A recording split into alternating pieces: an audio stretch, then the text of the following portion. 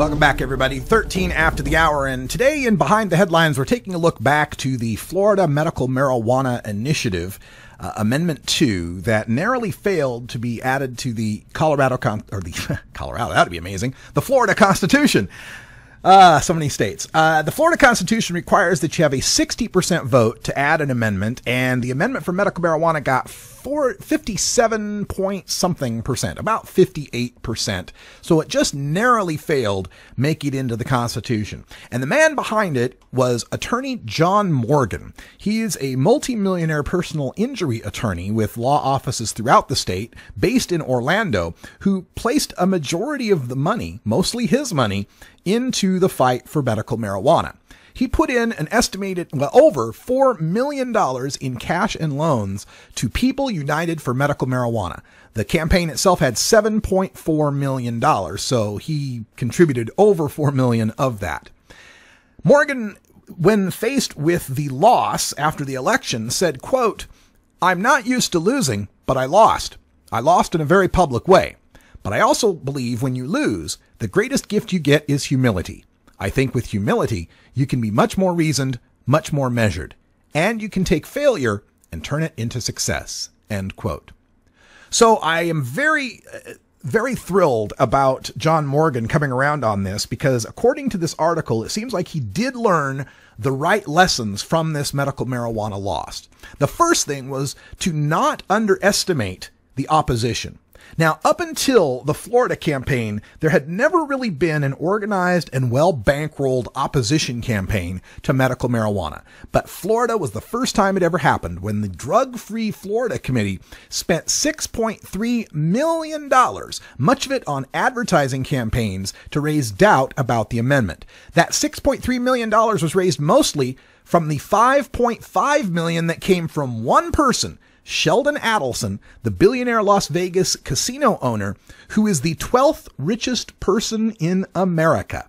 Also understand that Florida is the home to many pharmaceutical corporations and is also home to, I would say, the anti-marijuana legalization movement. If you're going to pick any state that was the home of the movement, this would be it. It's the home of Project Sam and Kevin Sabet. It's the home of Calvina Fay and the Drug-Free America Foundation. It's the home of Mel and Betty Sembler, who were a large part of this anti-campaign in 2014. They were the ones that formed Straight Inc., the teen drug rehab centers that were later sued out of business for torturing and false imprisonment of the kids they were trying to use tough love on.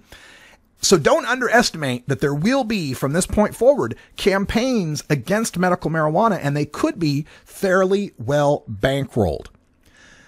The other problem with that is that getting medical marijuana on the ballot in Florida, most of John Morgan's money had to go toward getting the signatures on the petition. You know, hiring signature gatherers to get the almost 700,000 signatures they needed. This next year, as they come up in 2016, they will already have the information from the signature gatherers. They'll already have a big database to go to, so they won't have to spend quite as much money trying to get it on the ballot. And according to John Morgan, he says he, quote, "learned a lot. The big words we learned were loophole, immunity, and children.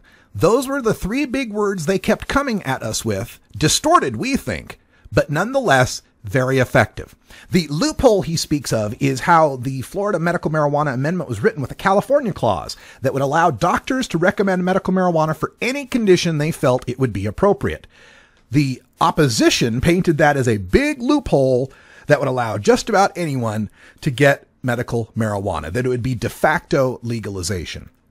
They also pointed to what they called a drug dealer loophole, which was that caregivers could be people that had criminal records. So therefore, in their minds, the opposition, you could be a criminal drug dealer and then become a medical marijuana caregiver and use that as a cover for your illegal activities.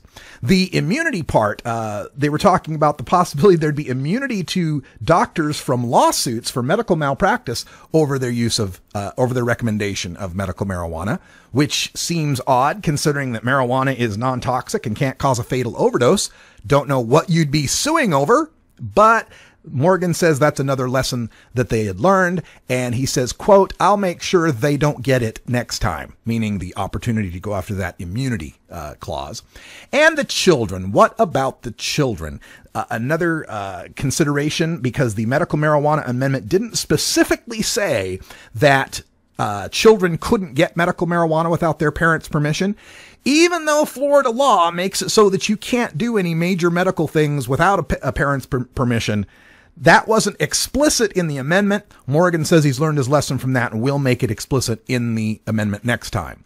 And probably the best thing that John Morgan learned, something he could have learned if he just would have listened to Bobby Platshorn and the Silver Tour.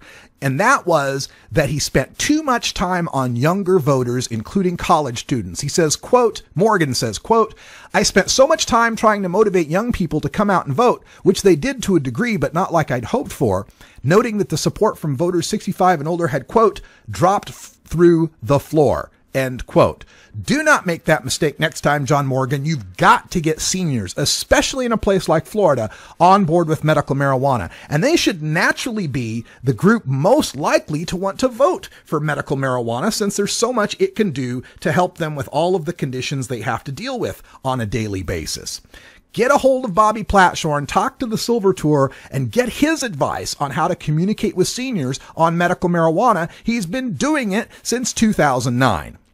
And finally, Morgan says he will not make himself the center of the next tour, the next statewide tour to promote medical marijuana, as he did in 2014, instead deciding to make patients the central focus of the campaign.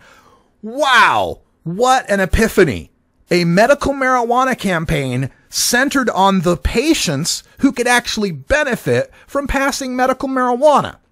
You wouldn't think you'd have to spend $4 million and lose a high-profile campaign to figure that one out. But Morgan says, quote, "I don't believe I should be the face of it again.